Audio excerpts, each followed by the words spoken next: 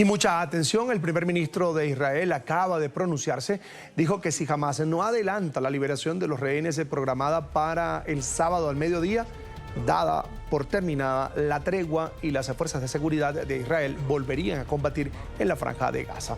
Estas declaraciones del primer ministro llegan un día después de que el presidente de Estados Unidos, Donald Trump, sugiriera el fin de la frágil tregua con los terroristas de Hamás si los rehenes no son liberados antes del inicio del fin de semana. En el informativo de NTN 24 nos acompaña Brian Acuña, es experto en conflictos internacionales, además docente universitario, está en pantalla. Bienvenido, buena tarde. Buenas tardes a ustedes, un gusto estar en este momento compartiendo esta información. Señora Acuña, la negativa del grupo terrorista Hamás de seguir en la tregua, de seguir liberando rehenes, se debe a que está acorralado por aquello de que varios de los rehenes que debería liberar habrían muerto en cautiverio. Bueno, en realidad, como muchas cosas con respecto a Hamás, hay toda una duda, ¿verdad?, que le acompaña. Por un lado, se habla de que ellos tienen la negativa de seguir con el proyecto de los rehenes debido a este tema de que posiblemente los próximos rehenes que se liberen ya están en condiciones bastante lamentables. Por el otro lado, se habla de que ellos están tratando de poner un poco de presión respecto tanto a las medidas que Israel ha tomado con el desplazamiento de los desplazados hacia el norte de la Franja de Gaza y por el otro lado también hacia el ingreso de algunos materiales que ellos exigen como garantía.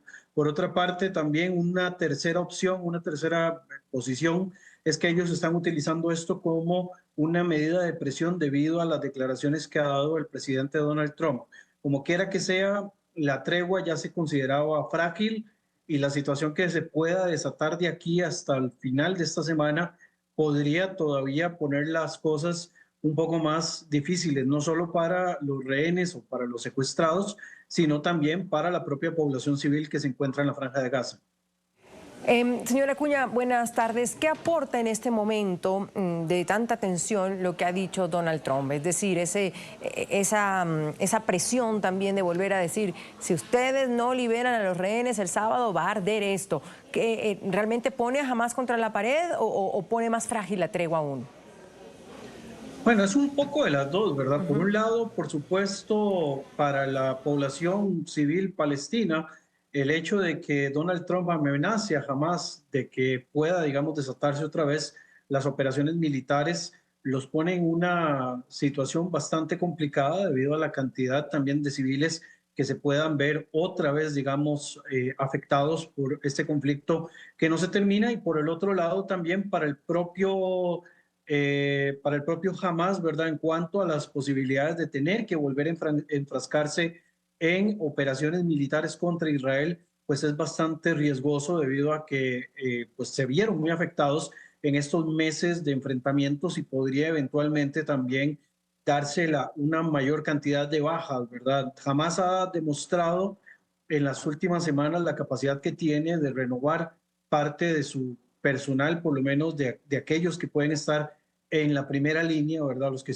son, digamos, capaces de martirizarse en el proceso, pero por el otro lado también, digamos, se pone en jaque la sostenibilidad que pueda tener a largo plazo, ¿verdad? Hay un poco de presión hacia ambas partes, ¿verdad? Lo cierto del caso es que lo que sí, digamos, puede ocurrir es que la imagen, en este caso de Israel, que es quien podría lanzar eventualmente una operación militar, sea la más afectada, ¿verdad? Dentro de todas las consideraciones, dentro de lo que es la imagen, ¿verdad?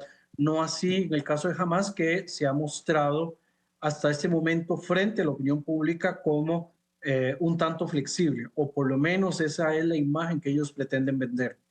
Señora Acuña, esta declaración, fuerte declaración del presidente Donald Trump sobre liberación de rehenes por parte de Hamás viene precedida de por lo menos dos declaraciones en las que el presidente de Estados Unidos habla de su plan para reconstruir la Franja de Gaza y ha hablado en esas declaraciones de desplazamiento de palestinos, de reconstrucción de ese territorio, de la inversión de millones, de miles de millones de dólares por parte de Estados Unidos y hasta ha hablado de un desarrollo inmobiliario. ¿Cree usted de que el presidente Donald Trump no se ha sabido explicar en su plan de lo que va a hacer finalmente con la Franja de Gaza. Incluso se está discutiendo mucho y ha recibido muchas críticas porque ha dicho no podrán regresar los palestinos que sean desplazados de este lugar. Bueno, en este punto, Carlos Eduardo, creo que hay que entenderlo de la siguiente manera, y en inglés algunos lo han explicado de que la forma que está utilizando Donald Trump es esto de razonar fuera de la caja o tratar, digamos, de analizar la situación diferente a lo que se ha hecho hasta este momento. No es la primera vez que Donald Trump hace una propuesta que podría verse como descabellada o que podría verse de alguna manera como fuera de lo normal. Lo normal ha sido a lo largo de los años que se hable de la solución de dos estados, ¿verdad? Lo que propone Donald Trump en este sentido es generar una especie de desplazamiento temporal, y vemos, por ejemplo, en las propias informaciones que ustedes han realizado precediendo esta entrevista, donde se reúne con el rey de Jordania o que se va a reunir eventualmente con el gobierno de Egipto, que son, digamos, las fronteras más cercanas hacia donde podría darse un desplazamiento para que se haga alguna especie de contrapropuesta, ¿verdad? Tenemos un precedente muy interesante que es el del Acuerdo del Siglo, que sabemos que el Acuerdo del Siglo al final de cuentas no se llega a ejecutar, y por el contrario tenemos un precedente también que sí, digamos, puede considerarse como un precedente exitoso, que son los Acuerdos de Abraham, donde toma parte, digamos, de los Acuerdos del Siglo para darle vuelta de alguna forma y que haya una contrapropuesta un poco menos descabellada, ¿verdad? En este sentido, creo que Donald Trump, con su manera tan particular de dar este tipo de medidas, lo que está intentando es presionar para que otros actores dentro de la región hagan una contrapropuesta que eventualmente pueda ser un poco más factible, ¿verdad? La idea del desplazamiento de cerca de 1.700.000, 2 millones de personas de manera ya permanente es algo que se ve completamente extremo, ¿verdad? Y que sabemos que nadie va a aceptar a lo largo de ninguna parte del planeta. Por otro lado,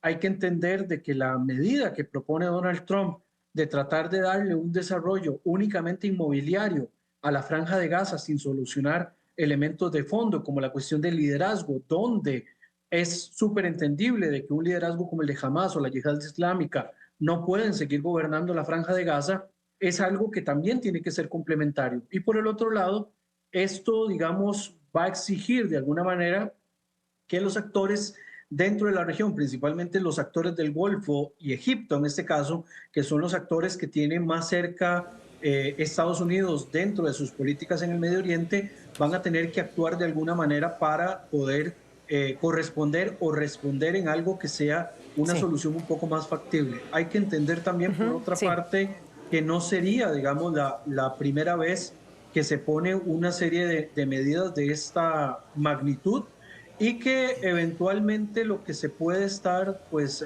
impulsando es algún tipo de respuesta que pueda ser un poco más consensuada. Sí. Perdón. Agradezco a Brian Acuña, experto en conflictos internacionales, además docente universitario, que nos acompañaba para hablar de ese tema. Señora Acuña, mil gracias. Con mucho gusto.